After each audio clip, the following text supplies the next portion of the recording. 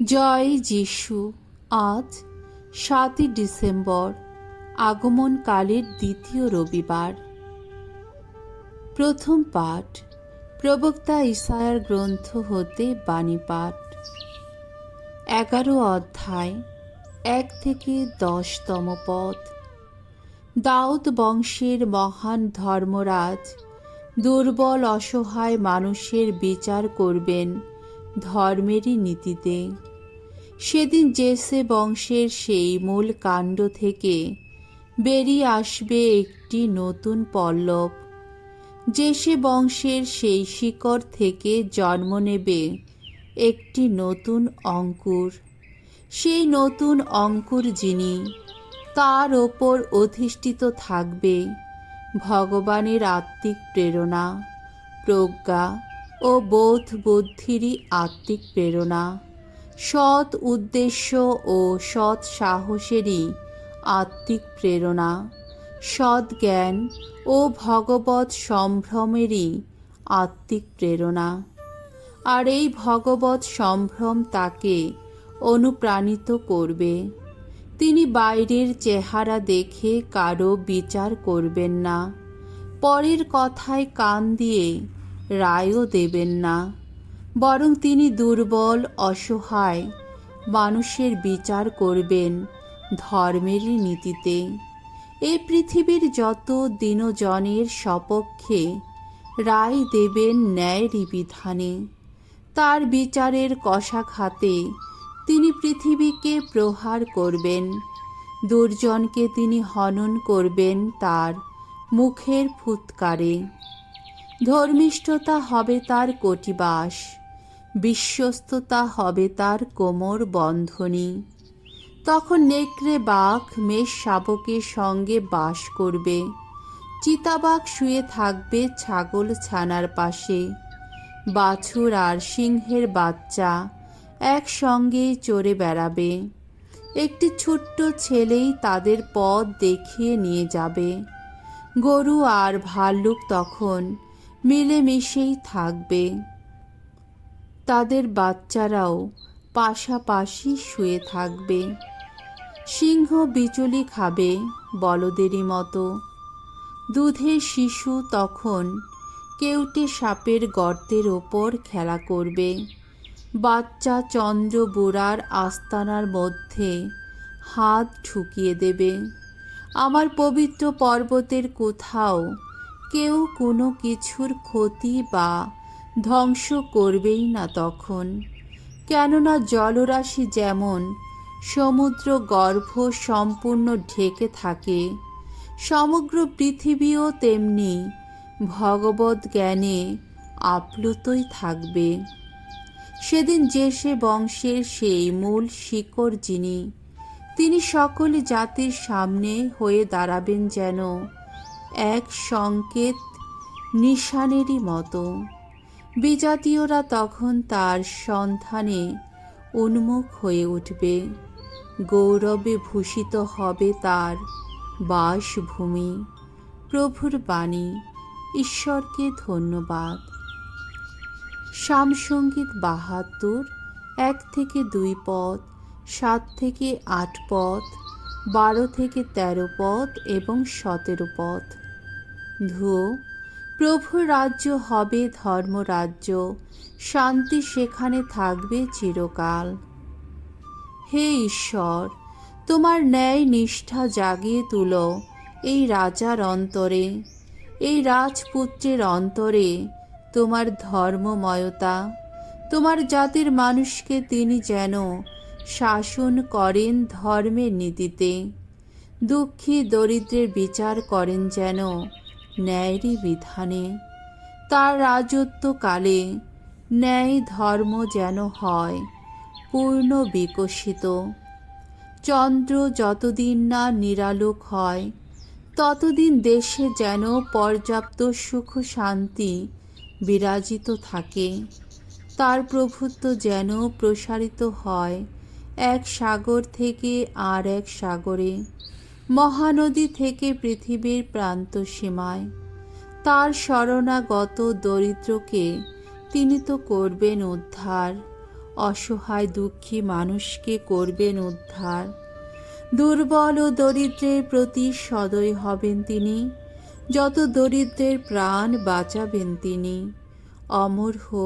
অমর হোক তার নাম। এই সূর্যের নিচে সে নামটির গৌরব আরও বাড়তেই থাকুক। তারই আশ্রয়ে আশিস ধন্য হোক সমস্ত মানুষ, সমস্ত জাতি বলুক পরম সুখী তিনি। দ্বিতীয় পাঠ রোমীয়দের কাছে প্রেরিত পলের পত্র হতে আজকের দ্বিতীয় বাণী।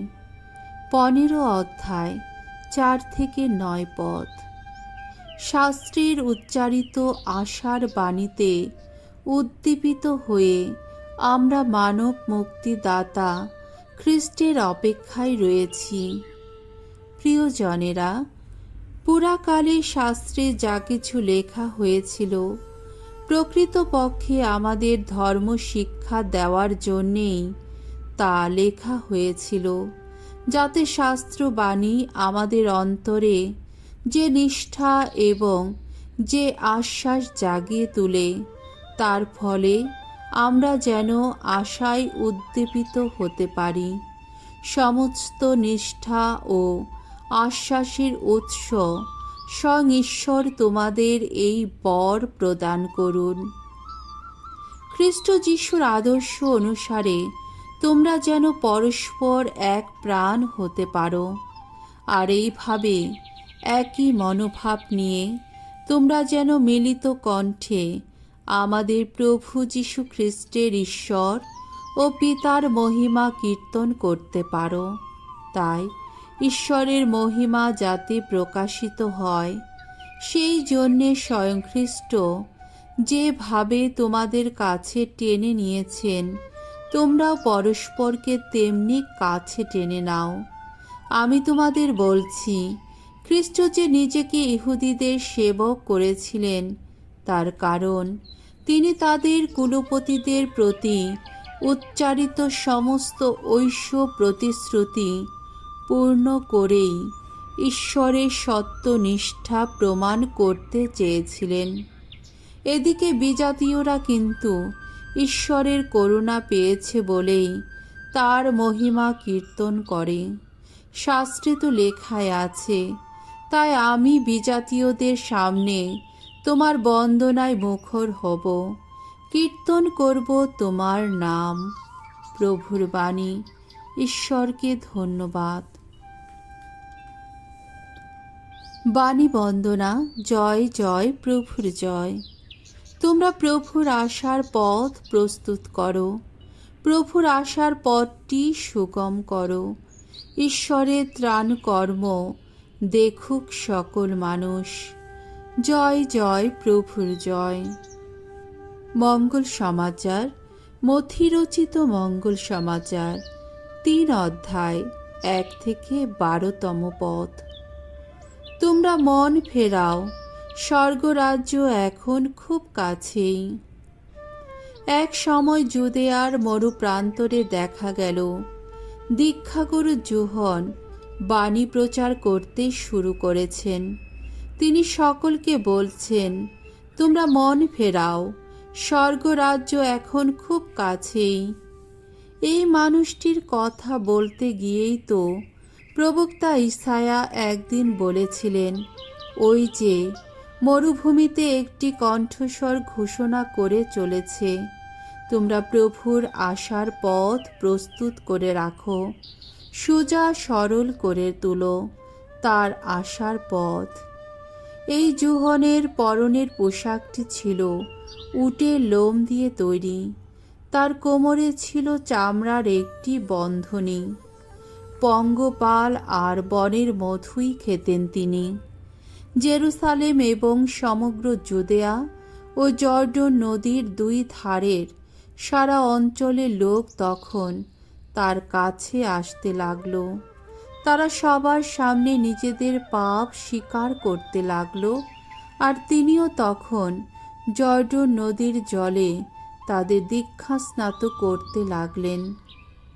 সেই সময় অনেক ফরিসি ও সাদুকি তার হাতে দীক্ষাস্নাত হবার জন্যে আসছেন দেখে যোহন তাদের লক্ষ্য করে বললেন, কাল সাপের জাত আপনারা।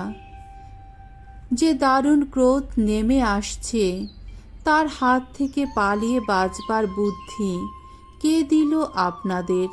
বেশ তো, আপনাদের যে মনের পরিবর্তন হয়েছে তা কাজ কর্মেই প্রমাণ করুন। আর স্পর্ধা করে মনে মনে এমন কথা বলবেন না, আমাদের পিতা তো স্বয়ং আব্রাহাম। কারণ আমি আপনাদের বলে রাখছি, ঈশ্বর কিন্তু এই সব পাথর থেকেও আব্রাহামের সন্তানদের উদ্ভব ঘটাতে পারেন। ইতিমধ্যেই কুড়ুলটা তো আঘাত হানার জন্যে গাছের গোড়াটা ছুঁয়েই রয়েছে। তাই বলছি, যেসব গাছ ভালো ফল দিচ্ছে না সেগুলোকে কেটে আগুনে ফেলেই দেওয়া হবে। এবার জুহন উপস্থিত সকলকে লক্ষ্য করে বললেন, আমি তো জলেই অবগাহন করিয়ে তোমাদের দীক্ষাস্নাত করি, তা করি যাতে তোমাদের মনের পরিবর্তন হয়। তবে যিনি আমার পরে আসছেন তিনি আমার চেয়ে অতি শক্তিশালী। তার জুতা জোড়া বইবার যোগ্যতাও আমার তো নেই। তিনি কিন্তু পবিত্র আত্মা ও অগ্নিতেই অবগাহন করিয়ে তোমাদের দীক্ষা স্নাত করবেন। ঝাড়াই বেলচাটা ওই তো তার হাতে রয়েছে। তার খামারের সব কিছুই এবার ঝাড়াই বাছাই করবেন তিনি। তার যত গম তিনি গুলা বাড়িতে এনে রেখে দেবেন। তুষগুলো কিন্তু নেভে না এমন এক আগুনে ফেলে দিয়ে তিনি পুড়িয়ে ফেলবেন। প্রভুর মঙ্গলময় বাণী। খ্রিস্টপ্রভু তোমার প্রশংসা হোক।